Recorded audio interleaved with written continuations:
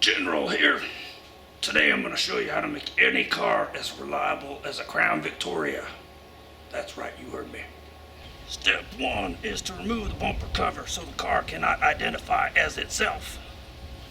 Step 2 is attaching a tow bar that is capable of towing your said vehicle. Step 3 is to have your Crown Victoria equipped with a tow hitch. Hook your inferior vehicle to your superior Crown Victoria. Your Crown Victoria's instincts will take over and it will haul whatever you've got hooked to it.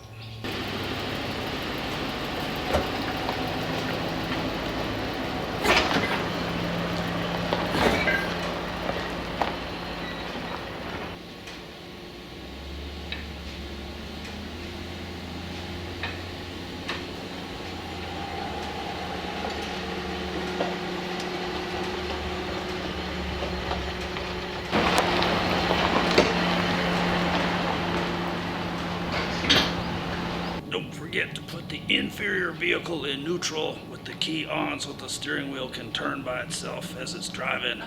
And if you hit the streets, you gotta have safety chains as well as safety lights. And it doesn't hurt to put in tow on the glass. Be blessed.